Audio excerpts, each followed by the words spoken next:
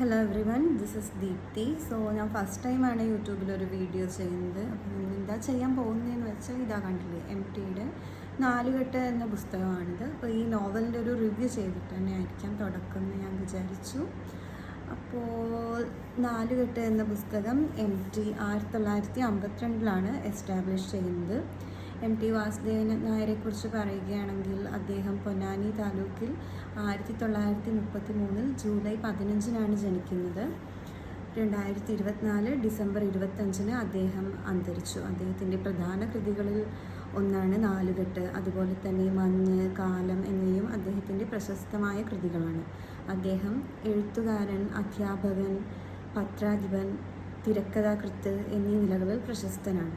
So നാലുകെട്ട് എന്ന പുസ്തകം അപ്പുണ്ണി എന്ന കഥാപാത്രത്തെ കേന്ദ്രീകരിച്ചാണ് മുൻപോട്ട് പോകുന്നത്.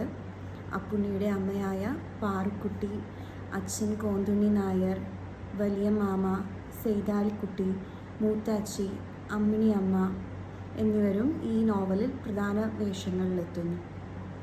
സോ കഥ ആരംഭിക്കുന്നത് എങ്ങനെയാണെന്ന് വെച്ചാൽ, പാറുക്കുട്ടിയമ്മ ഇല്ലത്തെ വീട്ടുജോലി ചെയ്താണ് അച്ഛനില്ലാത്ത മകനായ അപ്പുണ്ണിയെ വളർത്തിക്കൊണ്ടുവരുന്നത്.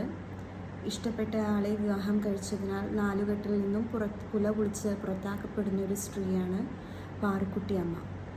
അദ്ദേഹത്തിൻ്റെ പാറുക്കുട്ടിയമ്മയുടെ ഭർത്താവാണ് കോന്തുണ്ണി നായർ. അദ്ദേഹം ദേശത്തിൽ പകിട കളിക്കാരിൽ ഒന്നാമനായിരുന്നു. അദ്ദേഹത്തെ വിഷം കുടിപ്പിച്ച് ചതിയിലൂടെ സെയ്താലിക്കുട്ടി കൊലപ്പെടുത്തി എന്നാണ് നാട്ടിൽ അറിഞ്ഞു വരുന്ന കഥ. സോ അപ്പുണ്ണി ചെറിയ കുട്ടിയാവുമ്പോൾ അപ്പുണ്ണിയുടെ ഏറ്റവും വലിയ മനസ്സിൽ ശത്രുവായിരുന്നു സെയ്താലിക്കുട്ടി.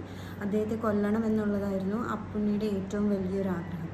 ചെറിയ നാളിൽ തൻ്റെ അച്ഛനില്ലാതാക്കിയത്, തൻ്റെ കുട്ടിക്കാലം ഇത്രയും ദുരിതപൂർണ്ണമാക്കിയത് എല്ലാം അദ്ദേഹം സെയ്താലിക്കുട്ടിയാണ് എന്നാണ് അപ്പുണ്ണി കരുതി വച്ചിരുന്നത്.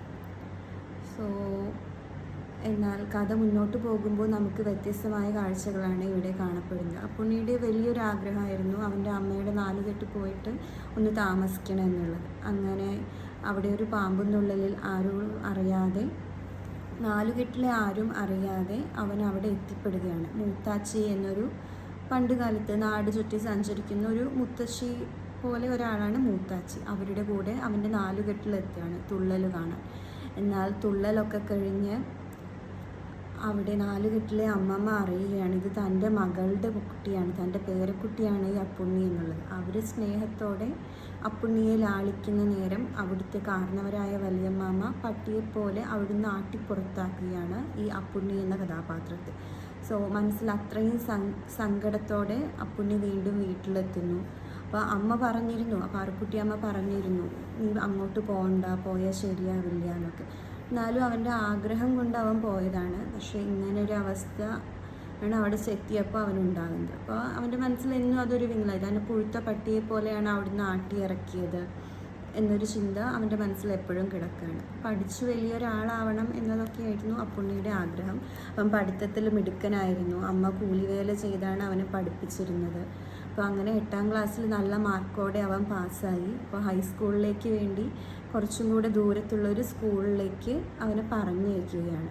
അപ്പോൾ ഈ അമ്മ ആരും ഇല്ലാത്തൊരു സ്ത്രീയാണ്. അവർക്ക് സഹായത്തിനായി അവർ നാട്ടിൽ തന്നെ ശങ്കരൻ നായർ എന്നൊരാളുടെ അടുത്ത് സഹായം ചോദിക്കുകയാണ്, തൻ്റെ മോനെ ഒന്ന് അവിടെ കൊണ്ടുപോയി ചേർക്കണമെന്ന്. ആ സ്ത്രീ മനസ്സുകൊണ്ട് ഒരു തെറ്റുദ്ദേശവും ദുരുദ്ദേശവും ഉണ്ടായിരുന്നില്ല. എന്നാൽ നാട്ടിൽ ആ ഒരു സഹായത്തിൻ്റെ കഥ വിവിധ രീതിയിൽ ആവിഷ്കരിക്കപ്പെടുകയാണ്. അങ്ങനെ ഈ മകൻ്റെ ചെവിയിലും ഇതെത്തുമ്പോൾ തൻ്റെ അച്ഛനെ മറന്ന് വേറൊരു പുരുഷനെ സ്വീകരിക്കുകയാണോ അമ്മ. അങ്ങനെ അമ്മയോട് വെറുപ്പ് തോന്നി രണ്ടും കൽപ്പിച്ച് അപ്പുണ്ണി വീട് വിട്ടിറങ്ങുകയാണ്. അങ്ങനെ വീട് വിട്ട് ഇറങ്ങിയ ഒരവസ്ഥയിൽ അവൻ കുന്നുമലയിൽ മുകളിൽ ചെന്നിരുന്ന് ഇനി എന്ത് ചെയ്യണമെന്ന് കരഞ്ഞുകൊണ്ടിരിക്കുമ്പോൾ ഒരു രക്ഷകൻ്റെ രൂപത്തിൽ സെയ്താലിക്കുട്ടി അവൻ്റെ അടുത്ത് വരികയാണ്. അവൻ കൊല്ലണമെന്ന് ഒരു സമയത്ത് വിചാരിച്ചിരുന്ന വ്യക്തിയായിരുന്നു സെയ്താലിക്കുട്ടി. പക്ഷേ ആ ഒരു സമയത്ത് അദ്ദേഹം വന്ന് തോളിൽ പിടിച്ച് ആശ്വസിച്ചപ്പോൾ ഇവനൊന്നും ചെയ്യാൻ തോന്നുന്നില്ല. ഇവൻ നിസ്സഹായനായി നിൽക്കുകയാണ്. അപ്പോൾ അങ്ങനെ പറയും, സെയ്താലിക്കുട്ടി ഇവനോട് പറയും, നീ നാലുകെട്ടിലേക്ക് പോ, അവിടെ നിനക്കും അവകാശമുണ്ട്, വരുന്നത് വരട്ടെ വെച്ചിട്ട് അവന് ധൈര്യം കൊടുത്തിട്ട് അങ്ങോട്ട് പറഞ്ഞയക്കുകയാണ് നാലുകെട്ടിലേക്ക്. ഇവൻ രണ്ടും കൽപ്പിച്ച് നാലുകെട്ടിൽ പോയി ഞാൻ ഇവിടെ താമസിക്കാൻ വന്നതാണെന്ന് അവരോട് പറയുകയാണ്. വലിയ മാമ ഇത് കേൾക്കുമ്പോഴേക്കും പിന്നെ അവനെ ചവിട്ടി പുറത്താക്കാൻ നിൽക്കുകയാണ്. പക്ഷേ അപ്പോഴേക്കും 4 കെട്ടിൻ്റെ ഉള്ളിൽ 64 ആളുകൾ താമസിക്കുന്ന 4 കെട്ടാണ്. അവിടെയും മുറുമുറുപ്പ് ഉയർന്നു വന്നിരുന്നു.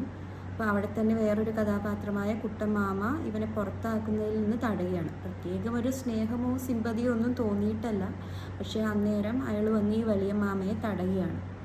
അങ്ങനെ അപ്പുണ്ണി അവിടെ താമസം തുടങ്ങി.